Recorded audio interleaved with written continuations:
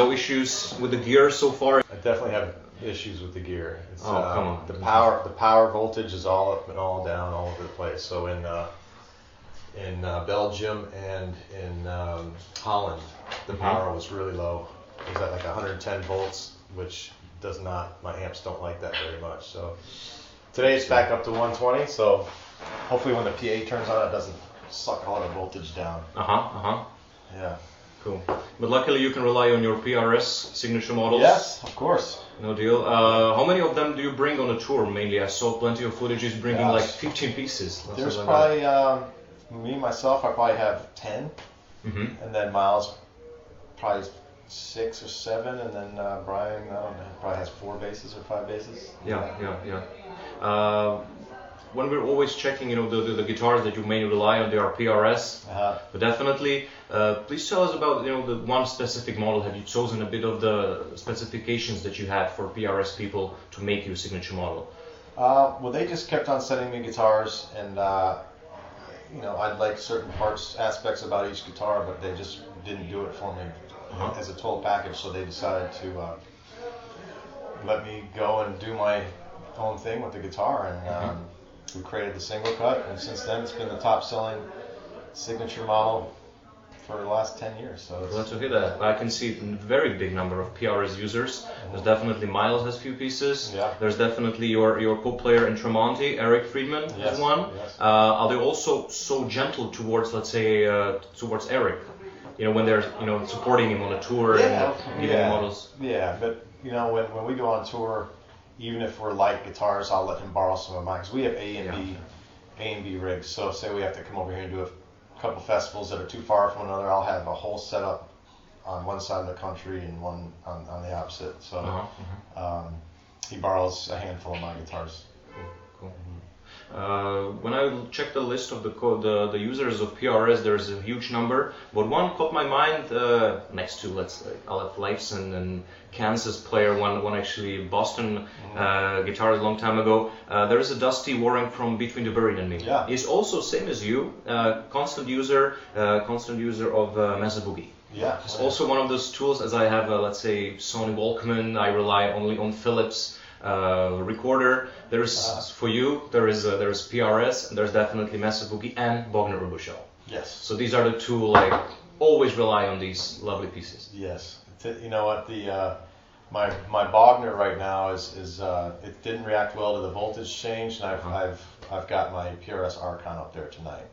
So it's I might try to change the tubes in it. Something happened, but that's been my most reliable amp I've had since for the last 15 years of touring. So it's when it gets home, it's got to go to the shop, because that's an amp I can't live without. But you said tubes. There's 6L6, and you always said, I can definitely rely on these pieces, especially in Bogner Ubershell. It was unusual to have 6L6, right? Oh yeah, they come with EL34s, but that one came with the 6L6s in there. So when I had a backup amp brought out, it had the original EL34s in there, and it didn't sound anything like it. Yeah. So definitely, if anybody has an Ubershell, rebias the 6L6s in there, and hopefully it'll sound that much better. But you're saying going back home and buying the same, let's say, Bogner Ubershell with 6L6, it's a rare thing. So you might have to cooperate Bogner to make it. No, you can just rebias, put 6L6s in there and rebias it. Sure, lovely. Simple as that. There are also other pieces of the tour equipment that you use mainly to be secure during the tour. They can survive the long traveling. Mainly you were always commenting nicely on Y-Box and plenty other items. So please tell our readers a few more items which are absolutely you can rely on during tour. Just those amps. I use a G-Lab delay pedal that's wonderful. It's very simple to use, tap tempo. It lights up so you can see it on stage. My wah pedal, which is something I can't. If I had to travel with just a few items, it would be my amps, my wah pedal, my guitars. That's all I really need. The wah pedal has an overdrive built into it, so I don't even need an overdrive. But if I don't want to use my wah, I'll turn on a hand wire tube screamer. Which is my favorite overdrive pedal. And I just got a little amp splitter, and that's it. Yeah. Cool. I don't use any switching systems. It's just a few pedals into the 2 amps. Let's go now for the amazing new album. As I can be fully honest, it always took me, some quite a while. It happened almost with every Alter Bridge album. First, it's a sort of a shock, and then after 4 or 5 listens, you fall in love with it desperately. It happened, let's say, with Fortress. Then I fell in love with The Lover and all the other pieces, and it just simply goes. We get used to that as a fans. Yeah. How was the writing process for this piece? It was different than all the other records, because we usually we'll get together as a band and we'll work out these songs as well as we can, and then we'll bring Elvis into the fold and get into pre-production. On this album, we just went right into pre-production. Me and Miles would sit at my house and come up with 1 or 2 songs that we were going to try to arrange the next day, and then we would do the arrangements all on the spot and try and capture that lightning in a bottle. Then the next night, me and Miles would get back together and come up with 2 or 3 more ideas to go through, and then maybe 1 or 2 would fly and 1 of them wouldn't, but we'd keep on moving. The way, that way it keeps that newfound energy alive in those songs. If you work a song out too much, you start losing the plot. I can imagine, and that's all about your lifestyle. I can admire you for having so much, project at the same time and still making such a great work. Well, thank you very Tremonti, amazing stuff every time. Thank you very much. As I said, it took a little bit of while, but we'd like to ask you to get us signed to us. Yeah. We want us to sign on the front or some in the back? Front is fine, huh? So we'll during the interview ask you to sign all of our. Yeah.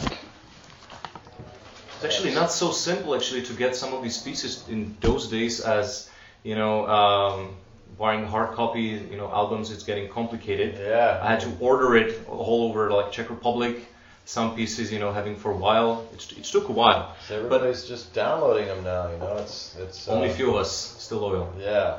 Do you think there'll be a chance to shake hand and get also autographs from the other members, as we have a lucky chance to meet you? I think so. I don't know where Brian is right now. I don't know if Miles stuck around, but so we'll see after. If you find a few seconds just for honors. Everybody kind of goes out and does that. I can imagine. When I was getting deeper into this new album, you can always feel great epic songs, but also motivational stuff like Man Champion speaks to plenty of us. At the same time, you were always considering the social issues, let's say, to raise very important global warming. Amazing song, Show Me a Leader. Naturally, we can connect it to certain events of today's and lovely Donald over there. Yeah. The only thing that makes me mainly freak out about his, winning this presidency is he might go one day and say, fuck the global warming. I don't feel cold. I don't feel warm. Let's screw this. That might be one of my main concerns. We all care about. He's going to cancel the Paris Agreement, huh?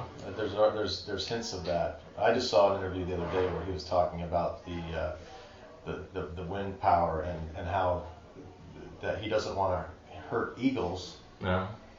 That's his excuse why he wants to stop the wind generated power. It's just excuses to me. That is the most important issue to me too, is as far as politics goes. That global warming is taken care of, and people can switch from fossil fuels to a new power source and find as many different ways as we possibly can. Yeah. It's scary that he doesn't think that way. It's his, industrial buddies which keep his back, like going golfing or having a bloody giant steak and say, support us, bro. Yeah. Don't do that. So that must be the reason for this. Unfortunately, we're having the same problem in Czech Republic as our nation has voted drunk, sexist, fat, alcoholic, and he's acting absolutely the same. But we have to realize these people are voted by people. If you go the regular, sit in a tram, you look around and you get it. This happens. I believe that people actually have to hit their faces, as you mentioned in My Champion, going really down in order to realize their choices. It's a nightmare.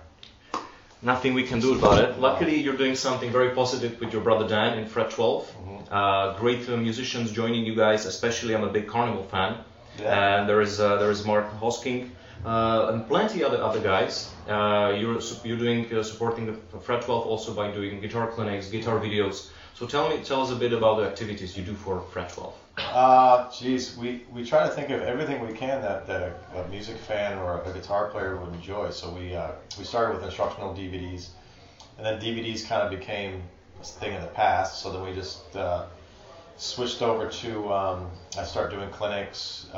We did my whole record label. The Tremonti stuff's released through Fret 12 Records. Yeah. We have every time an artist comes through, they'll go out and interview them, get content, downloadable content, and they sell artists gear directly from there. So if somebody's looking for one of my guitars, if they get it through Fret 12, usually they know they're going to get it signed for no additional charge. And they became the biggest dealer of my signature model in the States. Right. But same with like Jim Root, you can get all his T-shirts and all his gear through Fret 12. And, it's just expanding, you know. I think it's just they think outside the box, and we try to not do what's been done before, just kind of see what works and go with it. I see some great activities in there. It goes naturally within your whole family, the sort of the brothers that gives you metal support. At home it's a bit harder to get your kids to love rock and roll music. It's daddy's music, as you once say. But I was just imagining one moment when you watch, let's say, Wizard of Oz with your kids, and there comes the scene of the flying monkeys, and you can actually do, like, kids, you know, ma'am, this scene, let me play you something. This is actually daddy's music part. And you sort of relate to that, these two worlds. Did it ever happen like this, or any sorts of hints your kids getting into rock and roll? Well, my youngest son, his favorite song was Flying Monkeys, you know, for a while there. You know, we'd drive in the car, let me hear that song, you know. But no, they like pop music the most, because that's what the kids in school listen to. They want to always turn on the pop station. They really like 21 Pilots and just whatever the popular song is on the radio. And I get it. Kids want to be happy. Daddy's music is more kind of dark and moody, you know. And but they do. They love it when we have new records. They listen to it front to back, and they enjoy the heavy stuff. But as far as being musicians, I think they want to be athletes. Athletes? Yeah, they want to be soccer players. Soccer players. Yeah, that's pretty rare in the States. I'm a huge soccer fan, and table tennis. Not anymore. Oh, I love table tennis. They do. Yeah. Is there a chance for you to actually play that on a tour? It's probably possible, right? If there was a table, yeah. Like we can do the interview and play the table tennis. It's really hard to find somebody. I played like 7 years, semi-professional as a kid, and it's great for kids to do that. Yeah. Are you sort of the defender or attacker? I was always standing 3 meters behind the table. And depends on how. It depends on how I'm feeling that day. At first, when I first get back into playing, I play a little defensive, but once I get comfortable, I like to be on the offensive. Sweet. I'm glad you mentioned in plenty of interviews you like to expand your musical taste. I'm not saying Justin Bieber and having some respect because you're kids, but also within the metal. It comes to, we spoke, having a great time on Forbidden, Sepultura, but also you mentioned Emperor once. Are you also getting into stuff personally? I love Ishan's solo work. You know, you're coming on Gojira's upcoming through these amazing guys. Are you also trying to expand your taste, let's say, from, I'm saying Ishan, Mark Rizzo, from Cavalera's activities? That's 15 minutes. Finishing in 15 seconds. No, I mean, I like anything that has, that you can hear the emotion and the passion in what somebody's doing. You know, if it's, I don't like heavy music because it's heavy. I like heavy music that's got depth, that like an Opeth or also PRSA users. Or you know, I see a band every now and then that I'm like, you know, I really get that, because I like the dynamics in their music. I don't like bands that just come out and just pure heaviness from start to finish with no emotion, you know. But they don't even need to be, as long as the song's speaking to me, they don't even need to be musical geniuses. Look at Black Flag. I loved Black Flag, and those guys hardly played their instruments. They just kind of threw their arms around and killed it. I loved the songs, though. They wrote great songs, and as long as the songs speak to me, I like it. Good. That's the best approach. But just give one more hint. Ishan and also Mark Rizzo, guitarist of Max Cavalera's solo stuff. Yeah. Few tips for you. Thank you for your time, Mark. Hey, thank you.